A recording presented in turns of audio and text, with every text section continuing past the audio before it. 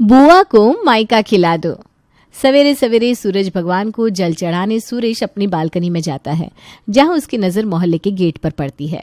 इस सोसाइटी के दरवाजे पर इतनी भीड़ क्यों लगी हुई है, और ये टेम्पो कौन फंसाकर चला गया दरवाजे पर। निहायत ही गवार लोग भरे हुए इस सोसाइटी में।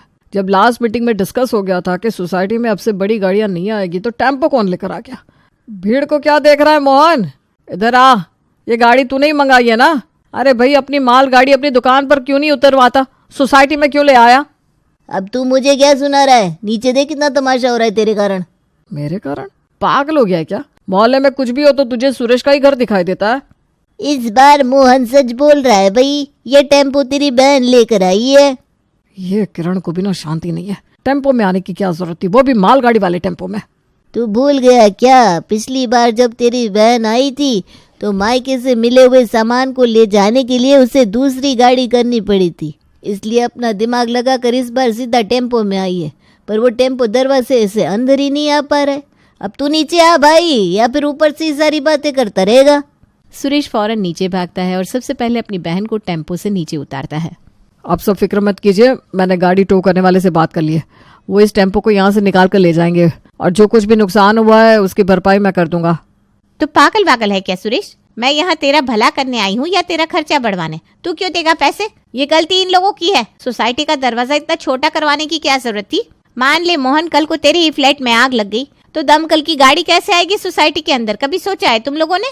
और भी मल्टू, तेरी बीवी तो आए दिन पेट से रहती है, अगर ऐसे में उसके पेट में दर्द उठ गया तो इमरजेंसी वाला एम्बुलेंस घुसेगा कैसे अंदर। बात में दम तो है तेरी किरण, पर इस बारे में हम बाद में बात करेंगे, अभी तू जा घर पर। और सुरेश के साथ उसके घर में पधार जाती है किरण। अम्मा, अम्मा, भाभी। अरे बेटा, तू अंदर क्यों आ गई। वहीं रुक जा, पहले मुझे तेरे पैर पूजने की रस्म करने दे। मेरी बेटी लक्ष्मी है, लक्ष्मी ऐसी कैसे सूखे सूखे अंदर ले लो। ये तो सच है, जब भी मैं मायके आती हूँ मेरे भाइयों की बरकत जरूर होती है। वैसे मेरी भाभियाँ कहाँ है अम्मा, कहीं मुझे देखकर मायके तो नहीं चली गई। यही हूँ दीदी, आपको देखकर बड़ा अच्छा लगा। सुबह से ही कौवा बालकनी में काऊ काऊ कर रहा था, मुझे लग ही रहा था कोई आएगा। ये लो आ गई बुआ, अब मम्मी इनके पैरों में बिछ जाएंगी। बुआ सामने खड़ी और भतीजे ने पैर भी नहीं छुए। बताओ आजकल के बच्चों को क्या ही कहूँ, इतने मॉडर्न हो गए। ये क्या हरकत है प्रिया, उठ और बुआ जी के पैर छू। बुआ जी इस घर की बेटी है तो लक्ष्मी हुई, तो उस हिसाब से लक्ष्मी तो मैं भी हुई ना दादी। प्रिया आगे बढ़कर जैसे अपने बुआ जी के पैर छूने झुकती है, किरण कहती है, तू तो मेरी दोस्त है बेटा, पैर क्या छूती है, तुझसे बस 4-5 साल की बड़ी हूँ मैं। अपने दोनों भाइयों से उम्र में छोटी हूँ मैं, पर शादी पहले मेरी हो गई। बचपन से दोनों ने मुझे दीदी कहा तो सब समझने लगे कि मैं उम्र में बड़ी हूँ। देख लिया मम्मी, इसलिए मैं पैर नहीं छू रही थी, क्योंकि बुआ जी अपनी उम्र को लेकर बड़ी सेंसिटिव है। ये था शेखावत परिवार। शेखावत परिवार एक भरा पूरा परिवार था, जहां गोमती अपने 2 बेटे बहू पोते के साथ रहती थी, और आज उस घर में अब आ गई थी उसकी बेटी किरण भी। रात को किरण की दोनों भाभियां सीमा और निधि भाग भाग कर अपनी ननद की खातिरदारी कर रही थी। वीडियो देखा कि नहीं निधि भाभी आपने, जो मैंने आपको कल भेजा था। घर में आई बेटी की सेवा अगर अच्छी तरह की जाए ना तो कुंडली में शुक्र बलशाली हो जाता है। बिल्कुल देखा था दीदी, और अगर नहीं भी देखती तब भी क्या कभी मैंने आपकी खातिर में कोई कमी छोड़ी है। खातिर तो देखो अपनी अपनी हैसियत की होती है, जिसके राजपाट होते हैं वो तो बहनों को घोड़े गाड़ी के साथ भी विदा करते हैं। अब तुम लोगों की उतनी हैसियत नहीं है, ये अलग बात है। वैसे मेरी ननद जब भी आती है ना, मेरी सास उनके हाथ में एक चांदी का सिक्का देकर ही उन्हें विदा करती है। चांदी के सिक्के का क्या है दीदी, चांदी का सिक्का तो हम भी दे देंगे आपको। खाने के बाद पूरा परिवार एक साथ बैठा हुआ किरण के लाए हुए चिप्स खा रहा था, तभी किरण कहती है, ये दुबई गए थे, मुझे फोन किया कि क्या लेकर आओ। मैंने कहा सोना भले मत लाइएगा, पर मेरे भतीजा भतीजियों के लिए इम्पोर्टेड चिप्स के पैकेट जरूर लेते आइएगा। और ये देखो पूरा परिवार यहाँ बैठा हुआ चिप्स खा रहा है, और जिसके लिए चिप्स ला रहे हैं वो तो तब से लग बैठ कर फोन पर गप्पियाँ आ रही है। ये कोई बात हुई क्या भाभी? लगता है सुबह की बात से प्रिया नाराज हो गई है मुझसे। अरे नहीं दीदी, अपनों से क्या नाराजगी, वो तो प्रिया होने वाले दामाद जी से बात करी है, उसका रिश्ता फाइनल हो गया है ना। वाह भाभी वाह, वहाँ मैं अपनी साड़ी की एक पटली कम करती हूँ तब भी फोन करके यहाँ आप दोनों को बताती हूँ, और आपने अपनी बेटी का रिश्ता कर दिया और मुझे बताया तक नहीं। अरे सब इतनी हड़बड़ी में हुआ कि क्या करते, बस अभी तो बस बात पक्की हुई है, कच्चा नेक। बस 2 लोग आए थे, लड़के वालों ने प्रिया को देखा और तुरंत हाथ में शगुन रख दिया। अब मैं फोटो दिखाता हूँ ना लड़की की। विवेक किरण को लड़की की फोटो दिखाता है। ये तो हमारी लड़की के सामने 21 है। ना बहुत बड़ी गलती हो गई अम्मा, तुम तो मना करती। ऐसे लड़के में प्रिया ने क्या देख लिया कि एक बार में हाँ बोल दिया। सिर्फ और सिर्फ गोरी चमड़ी, पर आगे तो उसे पता चलेगा ना कि लड़की ज्यादा पढ़ी लिखी नहीं है, घर का काम नहीं करती। हम तो शादी के बाद पति की 2 बातें सुन भी लेते हैं, ये सुनेगी क्या? सामान बांध कर वापस आ जाएगी। अब ये क्या बोल रही है बुआ जी, जमाना बदल गया है। हाँ भाई, अब तुम लोग बड़े हो गए हो तो बुआ को ही चुप करवा लो। अब तो किरण भी घर पर आ चुकी थी और दूसरी तरफ लड़के वाले भी जल्द से जल्द सगाई करने को कह रहे थे। माँ जी, समधी जी का फोन है, जल्द से जल्द सगाई करने को कह रहे हैं, आप बात कीजिए ना। अब आप लोगों को इतनी जल्दबाजी है तो हमें कोई दिक्कत नहीं है, इसे शुक्रवार को कर लेते हैं सगाई। मैं सुरेश से कह देती हूँ, यहाँ पास ही में एक रिसोर्ट है, उसे बुक करवा लेगा।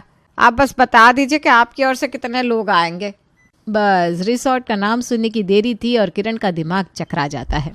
मेरे वक्त तो घर की छत पर सगाई हुई थी मेरी, और पोती के वक्त बदल गई अम्मा तुम। खैर वो जमाना अलग था, अब तो रिसोर्ट का जमाना है। पर पहले से कह दे रही हूँ अम्मा, मेरे ससुराल वालों के लिए 6 कमरे पहले ही अलग कर देना।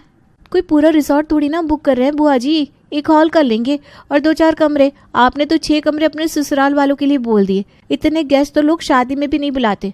पापा मम्मी पैसे खर्च कर रहे हैं, इसका मतलब ये थोड़ी ना है कि मैं उन्हें कंगाल कर दूंगी। देख लीजिए भाभी, ये बार बार प्रिया बीच में बोलती है, मुझे ठीक नहीं लगता। अब ये अपने घर जाने वाली है, इसलिए बर्दाश्त कर रही हूँ मैं। बोल दीजिए इसे कि सोच कर बोला करे, वरना किसी दिन मेरा दिमाग ठनक गया ना तो फिर मैं सोचूंगी नहीं कि सामने भतीजी खड़ी है। प्रिया चिड़ी हुई गुस्से में अपने कमरे में चली जाती है। तुम अपना प्रेशर क्यों बढ़ाती हो दीदी? तुम जानती हो ना इस घर में सभी बुआ जी की कितनी इज्जत करते हैं। बड़ी माँ को ही देख लो, इतनी पढ़ी लिखी होने के बाद भी बड़ी माँ को नहीं दिखता कि बुआ जी कैसे उनके साथ नौकरों जैसा बर्ताव करती है। उनकी अलमारी से गहने कपड़े सब ले जाती है। वही तो, चाची जी को भी कुछ नहीं दिख रहा और दादा दादी तो कुछ देखना ही नहीं चाहते। और हमारे पापाओं ने तो पहले ही अपनी छोटी बहन को दीदी का दर्जा दिया है। अब हम इन्हें बुआ की असलियत दिखाएंगे भी तो कैसे? कोशिश करने का फायदा भी नहीं है, इग्नोर करो और तुम अपनी सोचो, तुम्हें कौन सा यहाँ रहना है। वही तो भाई, मैं चली जाऊंगी और मेरे पीछे से ये मेरे पापा और चाचा को कंगाल कर देगी। कल को तेरी बीवी भी आएगी, वो क्या बर्दाश्त करेगी बुआ सास का इतना टॉर्चर? इस घर से जाने से पहले बुआ जी को तो लाइन पर ला कर रहूंगी मैं। और जैसे जैसे प्रिया की सगाई की तैयारी हो रही थी, किरण का कलेजा जलता जा रहा था। खाना कैसा लगा प्रिया? तेरे लिए तेरी फेवरेट सब्जी बनाई है, आगे पता नहीं तुझे अपने हाथों का खिला भी पाऊंगी या नहीं।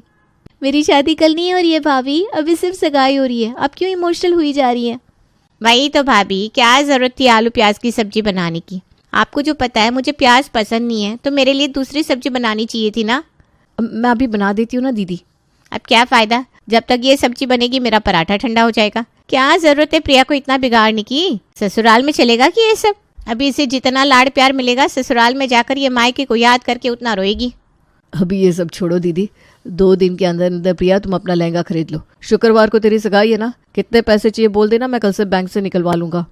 बैंक से पैसे निकालोगे ना तो एक काम करना, 50-60 हजार ऊपर से निकालना। वो क्या है ना, मैं भी सोच रही हूँ कुछ खरीद लूँ। अब सगाई की तैयारी करने वापस से अपने ससुराल तो जाऊंगी नहीं। बुआ कसम से हद है, ऐसे तो मेरी सगाई तक ये कुछ छोड़ेंगी ही नहीं।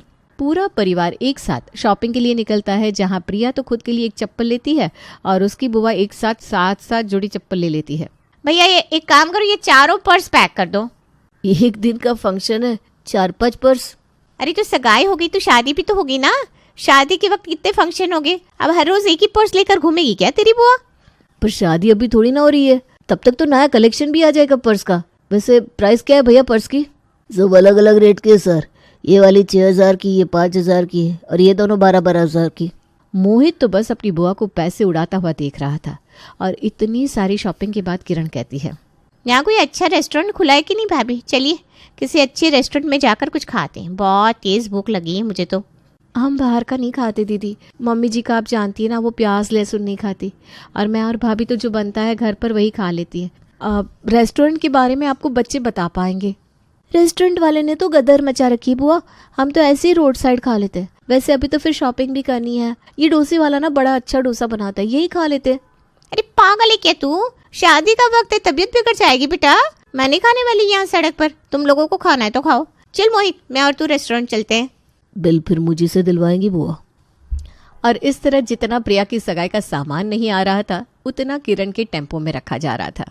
कल आपकी भतीजी की सगाई है बुआ जी, क्या दोगी मुझे? मेरे पास आशीर्वाद के अलावा देने के लिए क्या ही है प्रिया?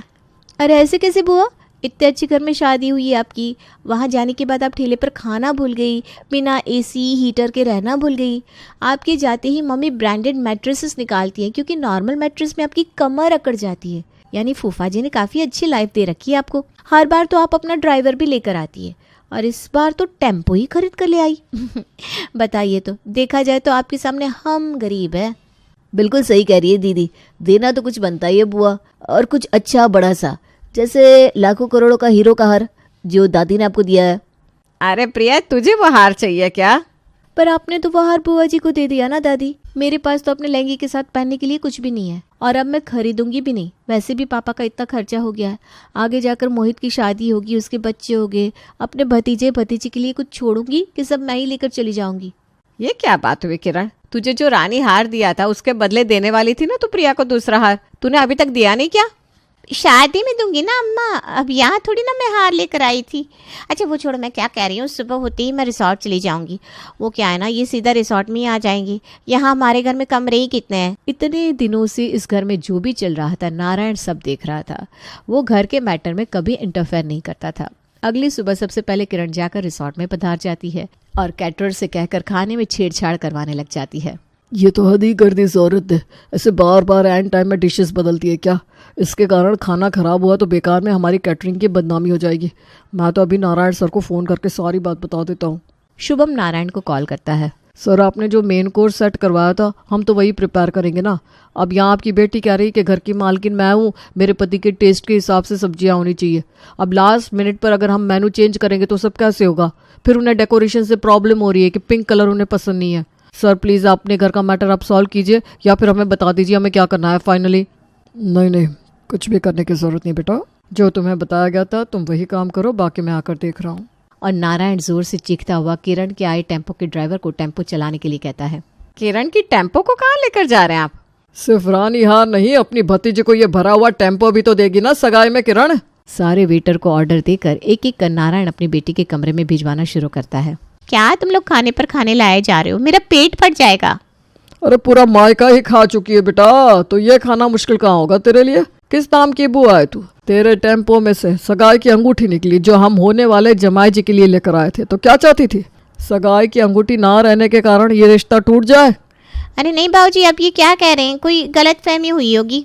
जब आप मेरे कमरे में आकर अंगूठी लेकर गई थी ना बुआ जी, मैंने तभी देख लिया था और दादाजी को सब बता दिया था। मम्मी और चाची तो आपके प्यार में पागल है, उन्हें तो कभी दिखेगा नहीं कि कब और कहाँ आप गलत है और कहाँ नहीं। भाइयों का तो फर्ज होता है बहनों को प्यार करने का। हमारे घर में तो सब अपना फर्ज निभा रहे, लेकिन आप उसका फायदा उठा रही हैं। इसलिए मैंने ठान लिया था कि इस घर से विदा होने से पहले मैं आपकी विदाई करके रहूंगी, क्योंकि मुझे दूसरी किरण नहीं बनना। गुस्से में उठकर किरण प्रिया को तमाचा जड़ने वाली थी कि सीमा उसका हाथ पकड़ लेती है। शादी के बाद आपको अपनी सास का दर्जा दिया है मैंने दीदी, तो पराई तो आज मेरी बेटी भी हो रही है। अपनी बेटी की इज्जत ऐसे कैसे उछलने दे दूं? मेरी प्रिया कभी झूठ नहीं बोलती। अमंगल होगा, तुम सबका अमंगल होगा। घर की बेटी को नाराज करके भेज रहे हो ना? ठीक है दीदी, सब सुन लिया। बस जाने के पहले वो रानी हार लौटाते जाइएगा। वैसे भी आपकी शादी के वक्त माँ जी ने बहुत ही ज्यादा दे दिया है आपको। और अपनी सगाई होते होते प्रिया अपनी बुआ को रास्ता दिखा ही देती है।